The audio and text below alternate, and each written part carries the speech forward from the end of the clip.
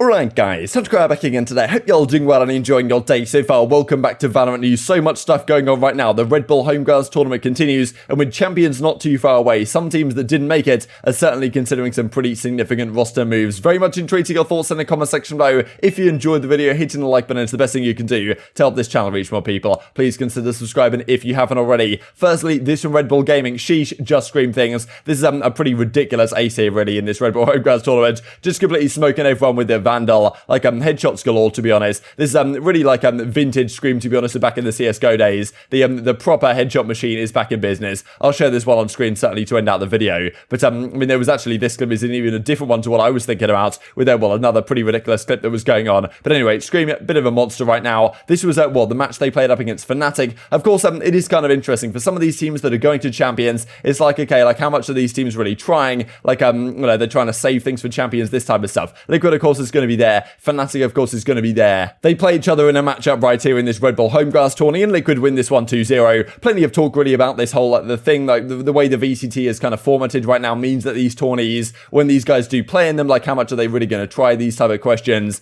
But I mean, yeah, Liquid 2-0. In the end, Scream kind of dominates it. Like I mean, plus 19. This guy's absolutely out of control. Navarro as well. But like the impact from Scream is just completely absurd on the Reyna and the Jet. Like this guy really is playing vintage Counter-Strike right now. Of course, in Valorant, and not exactly too pretty on the other side of things, but of course, more matchups to be played with these guys, potentially at World Champions in a couple of months' time, depending on how things go. This then, well, of course, the Homegrounds 2 that I just talked about, this was kind of the marquee matchup of the day, Liquid versus Fnatic, and 10-star win in the other side of the quarterfinals, and it's Giants versus Ascend that get through. Ascend actually take down Gambit on this side of things, so well, certainly excited to see how this one goes, but of course, that may not be too indicative of how these teams are looking ahead of champions, given that they may be saving some ideas or not really taking things all that seriously, because they don't want to get to anti-strategy right when it comes to champions in just a couple of weeks' time at this point. This also then from the guard. So yesterday, Cronky, like Stan Cronky, the group over there that owns the Los Angeles Rams and also in esports owns the Los Angeles Gladiators in Overwatch League, I'm pretty sure, and owns the Los Angeles Guerrillas in the Call of Duty League. They also launched something called the Guard, which is kind of, well, it represents their entire esports division, but also it's the name of their Valorant team. They're bringing in Sam, they're bringing in Net, and they're bringing in Valin to their esports roster to kick things off. So pretty cool stuff to see, to be honest. The Guard coming in as, I guess this is, well, the new organization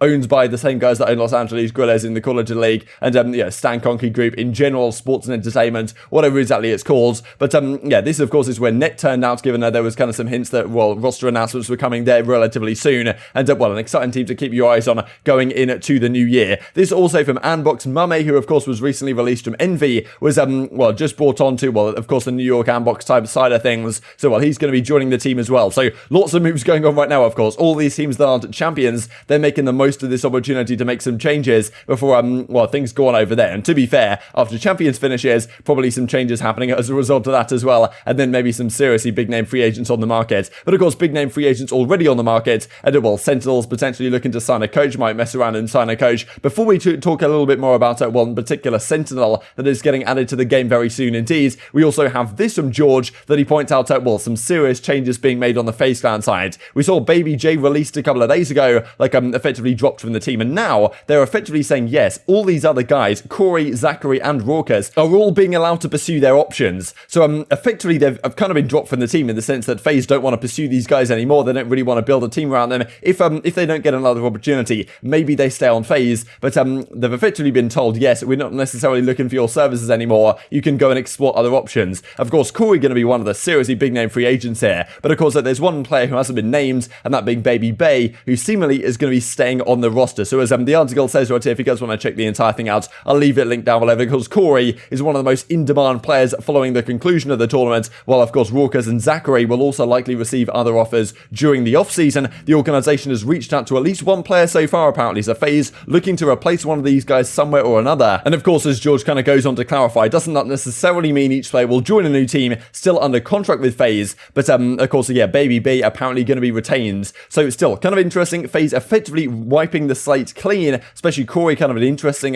well, player to get rid of, and Babybay apparently going to be staying here, right? And Baby-J, of course, also kind of confusing names on this roster. But yes, FaZe making some serious moves, and well, of course, some very high in-demand free agents right here. Let's talk about, to close down the video, about the new Sentinel coming into the game. I believe November the 16th, Chamber is going to arrive. Lothar has some very interesting opinions on exactly what this will mean for competitive play, and some of the issues issues with it, because effectively due to the economic implications, as of course Chamber comes in a few days time, we know that he's got this crazy stuff, right? He's got the teleporter that he can put down 2 teleport things and jump instantly between the 2 of them. Then he's got the pistol that he can bring in, which is effectively like a sheriff, like a deagle type thing that is relatively cheap to buy bullets for. Like I'm pretty sure 200 a pop will get you some bullets for that. And I mean, then also he's got the operator, right? He's got the orb effectively that he can bring out as well, that if he kills someone with it, it brings out like a kind of a slow orb type situation that slows the guys down that are in the immediate vicinity. So it seems like a very powerful agent in theory, and especially due, as Lothar is going to describe here in just a couple of seconds, due to the economic factor. Like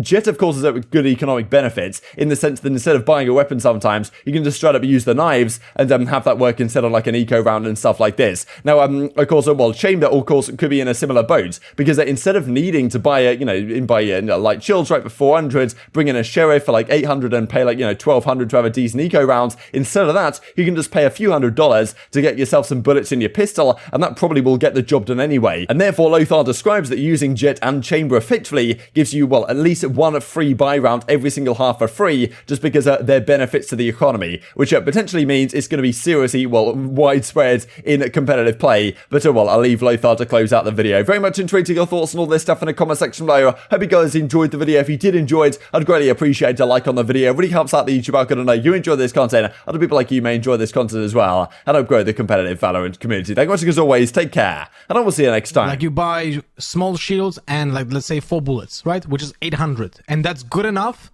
for a half buy round. Because if you go for a full duel and you don't kill with someone with 4 bullets from a sheriff, you're dead anyway, right? And if you would just go for 1 taps and you miss them, well, you always have a classic. So for a mere cost of 600, you have a very good buy, where you would have to spend 1.2k for a sheriff and small shields to get exactly the same outcome, right? So he builds up economy so much, and then like at least once per fucking half you get an operator for free, which is nuts, right? Because when you get like a jet knives, you get a rifle for free typically. Here you get a fucking operator for free, which is absolutely insane. Now think about it this way: you have Jet and you have Chamber at the same team, right?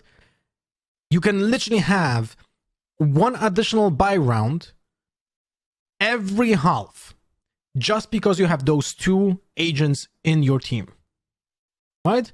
Jet plays knives, drops a gun. Chamber drops a gun, goes for operator. Full buy round just because you have Jet and Chamber in your team.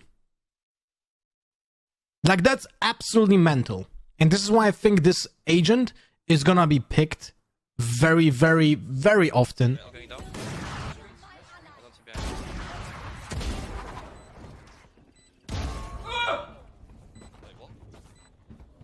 Where is he? What